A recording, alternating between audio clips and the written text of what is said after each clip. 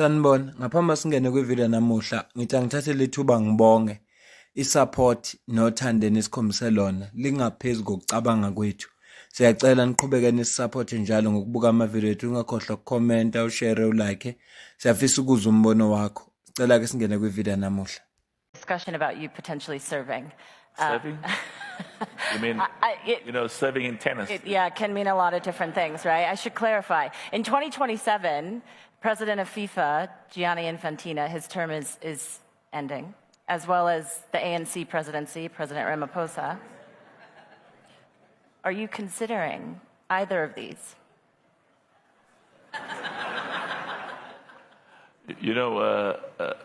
There's a gentleman called Tokyo.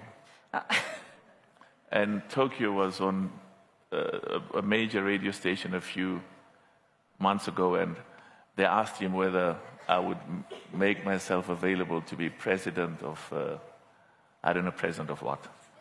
And Tokyo said, but 20 years ago, we asked Patrice where they would stand they asked the question whether they would enter politics and be president of, president. And just president. Yeah, and at the time I said, and I'd forgotten, I said, I'm not mad. And they asked Tokyo, was he right when he said he wasn't mad? Tokyo said, he most probably was correct. But the point I want to make, which is more serious, is, this country has been so good to us as a family, and we've got an enormous obligation to the people of this country, and of course to the people of the continent as well. And I said this 5 years ago, I don't have to enter into politics to fulfill that enormous obligation that we have as a family. And in fact, I actually find that, we work with all political parties. And we have a duty to all South Africans, irrespective of the political parties they come from or they support. So we need to unite South Africans and work together and make this the best country in the world. So unequivocally, you are not running for president of South Africa? Well, my answer remains the same. I don't have to enter into politics. Okay. And president of FIFA?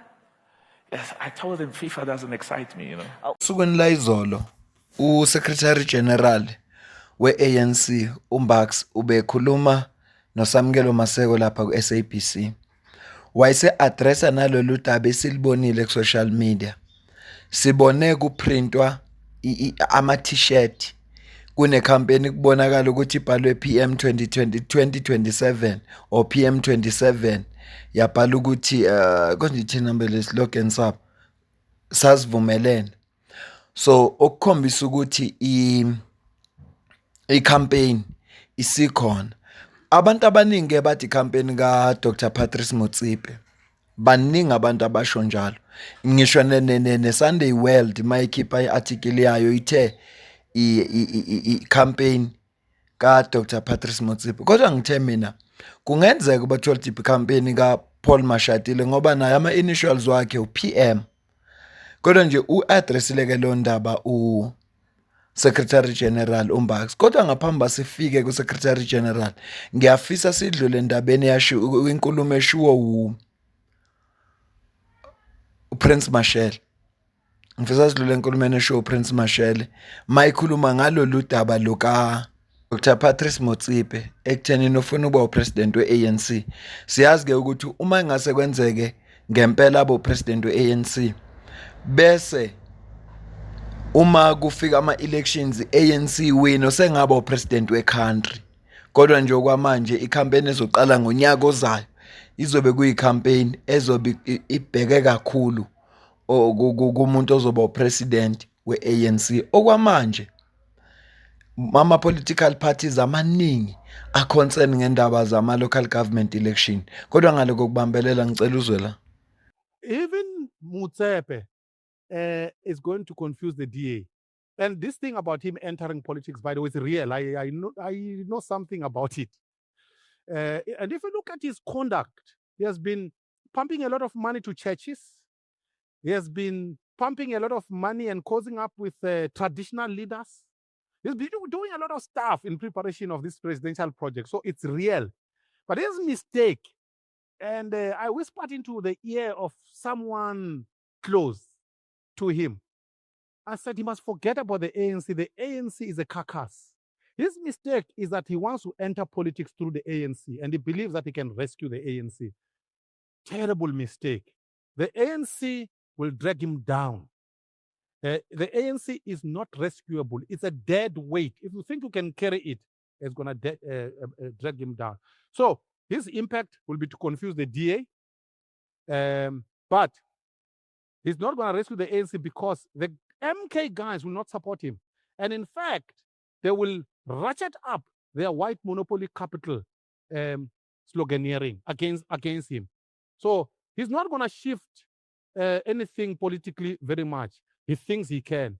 Let him try. And you ask me when he has failed. Njengoba umuzwa kuPrince Mashele la kanti kwenye ivideo yakhe uthe uDr Patrice Motsepe wenza iphutha uma efuna ukungena nge-ANC ngoba i-ANC izifele yona ngokwayo ukuthi ufana nomuntu ozongena emjahweni wamahashi bese ethatha ihashi elifile noma eligulayo ethi uzoreyisa ngalo. Inkinga ileyo, kodwa uthe isizathu esikhulu esenza ukuthi afuna ukucontesta for ukuba ipresident we-ANC ukuthi uRamaphosa ufuna umuntu ozoba yisuccessor yakhe, kube umuntu ongeke azamvusela amacala. Usho ukuthi uRamaphosa usafuna ukuthi kungene umuntu ozoba in favor ngoba udaba lephalaphala akulona udaba oluzophela manje. Lokho-ke ukuhlaziya kukaPrince Mashele mayelana nodaba. Ingakho ngitshela angiyicaphune le video kodwa ngicaphune ehlukile kunalade ekhuluma ngayo. Ufikile Mbalula yena uyi-addressile le ndaba. Sizoyicaphuna ivideo yakho uzwe ukuthi uthini ngoba ukukhulumile ngalolu daba nangala ma t-shirt esiwabone eprintwa abhalwe PM 27 savumelana. Sizwe ukuthi yena uthini. Mhlambe sofaka ivideo yalabo abasupporta Dr Patrice Motsepe, labo kuyibona abambona engakulungela ukuba upresident we-ANC. Nayi ivideo yabo ngizokucaphunela yona, ngicela uzwe la. When you're speaking about after the election, I've seen T-shirts being printed of PM27, Savumelana. What is the ANC's perspective of those T-shirts that were seen being printed in bulk of Patrice Motsepe? There's no perspective. It's just people who are doing things that are an ANC, and we are going to clamp down on them. We have said to all members of the ANC that the issue of leadership, succession, debate, and all of that will come in 2027. There will be no 2027 without 2026. Those who are responsible for that, once we see it in our branches, we are going to collect them and put it in the dustbin. And that's what we're going to do, if it is done in the name of the ANC. Because that matter is not open now. Not that people cannot have preferential stuff. I've seen some people from KZN who don't even make themselves clear as to which structure they come from. I mean, at KZN, we're at 17%. People are telling us about PM 2017 and all of those particular things, diverting the organization from the major task. And we should be focusing on the task of reclaiming the lost ground. They are busy with something that organizationally we have said that, wait, the time for this, including talking about your candidate and how beautiful or nice is your candidate, handsome, and all of that, and why that candidate fit, you know, the moment of becoming ANC president, that will come. So why T-shirts? Diverting us from a major task of reclaiming the lost ground. Why? These people are not ANC. They are just coming here to disorganize us and therefore doing things that are an ANC, and at the same time just diverting us to debating something that we will have enough time to debate after the election. 2017, the whole year, we'll be talking candidates and all of that. And there will also be a clear process. Have you engaged Dr. Patrice Motsepe on this? I don't have to engage him. I will deal with the matter as per mandate given to me with those who are perpetuating that. Because I don't know where does that come from. If he's a member of the ANC, he will know that there is an order in the organization right now that matters of that nature will come. Nothing withstanding the fact that if people want him to become president of the ANC for whatever reasons, and is a member of the ANC, because anyone can stand to become anything, that moment will come. Why should we be busy with that now? Because he should be pumping money into supporting the organization to win local government elections if he loved the ANC. And that is what we're about. And I can't be chasing ghosts, because when I get to him, he's going to say, where did I say I'm standing? Because that moment is coming. He will pronounce himself and say that I'm standing as president of the ANC, and I'm asking for your support and for the following reasons. I want to be president of the ANC, and I'm a member in good standing. Here is my branch. So that moment will come. So members of the ANC in the country understand that perfectly. And I'm observing this tendency that is coming up with PM27 right at the beginning of it was running on social media, on WhatsApps. Now it wants to engulf us and so on. We will deal with it accordingly in terms of the ANC party discipline. Seshiloko SG ukuthi uzodila nabantu labo kuyibona babonakala ukuthi baphusha lo mkhankaso. Futhi uma kungase kwenzeka benze iphutha abazigqoke lezi kipa lezi kunoma yipi conference ababe benayo as ANC, kufuneka bazithathe bazifake emgqonyeni. Usho njalo u Secretary General ngoba bayivale campaign. Futhi yena usho ukuthi ngokusho kaFikile Mbalula, uma Dr. Patrice Motsepe eyithanda ANC, kufuneka phampa imali, kufuneka afake imali ukuze bezokwazi ukulungisela ama local government elections. Okusho ukuthi uma kungenzeka angayifaki imali uzovela kubo njengomuntu ongayithandi ANC. Yane, futhi uthando lwakhe lizokalwa ngemali angazi, kodwa ngisho phela esho njalo. Kodwa uthe nje if eyithandi ANC kuzofuneka phampa imali bekwazi ukulungisela ama local government elections. Kodwa phela sikhumbula ukuthi ANC inazi inkinga in terms of abantu ababadonatelayo.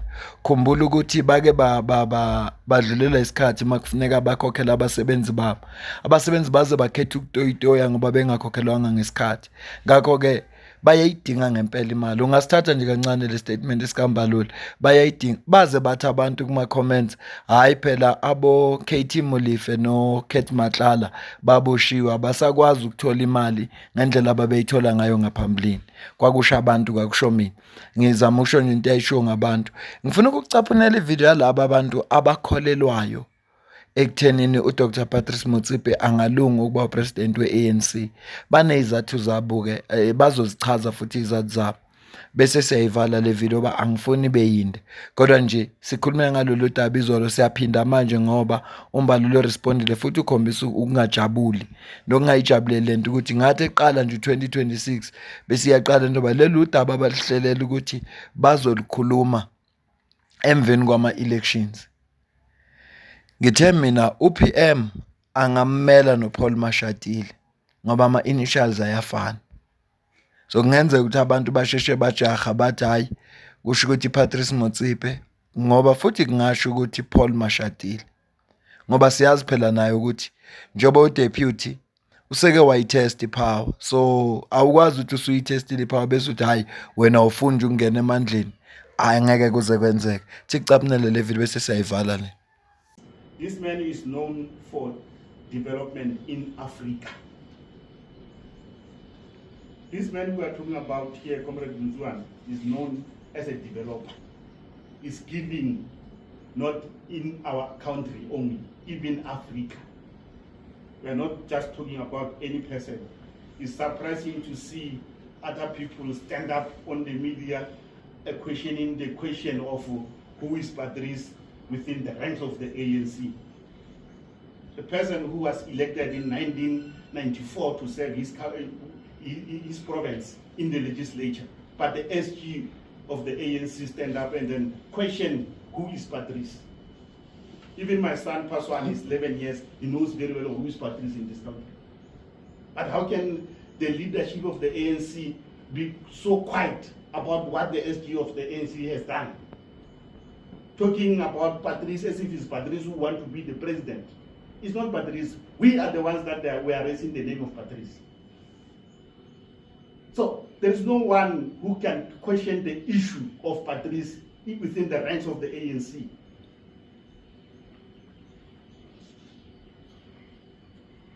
We are repeating it again.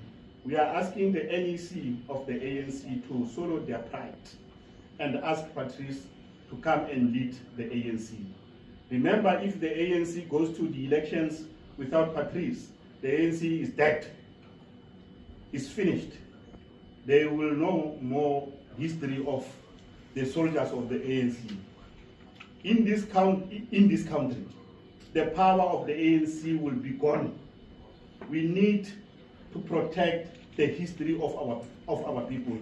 The leadership of the NEC must accept that the ANC is dying in their watch, and they must do the right thing by asking Patrice to assist them. Bephendulileke labe ebengishilo ukuthi bona ababone ukuthi uDr Patrice Motsepe angawenza umehluko ngoba iANC masikhuluma iqiniso ifile ukuba iDA ayibambisana neANC ngaba yikho semandleni uke wathi ubaba uMweletsi Mbeki abantu base South Africa kufika isikhathi labathi abasayifuni khona iANC kodwa abantu kuyibona bobuyisele iANC emandleni iDA ngoba siyazi ke ukuthi inhloso yabo enkulu ukuba semandleni nanokuthi umyalelo osuka from ibusiness uthi abashade neANC ya ngeke sikhulume ngeGNU kakhulu sesikhulume ngayo kakhulu ukuthi labantu basemshadweni lapho bangavumelani khona ngalutho ayikho nje into abavumelana ngayo kuyo yonke into iDA oppose wonke ama policies ezane uzuzibuza ukuthi kanti ababi nawo na meeting yecabinet la ababonisana khona ukuthi ngoba sikwi government sonke sizomisa kanjani siyakhumbula ukuthi ngonyaka ophelile in terms of ibudget iDA yaphikisana nabo kwaze kwaphoqa ukuthi ayihlehle into engakaze yenzeka ukuthi ibudget speech ingabibikho ihlehle ngenxa yokuthi iANC yayiza neproposal ukuthi akukhuphuka iVAT ngo2%.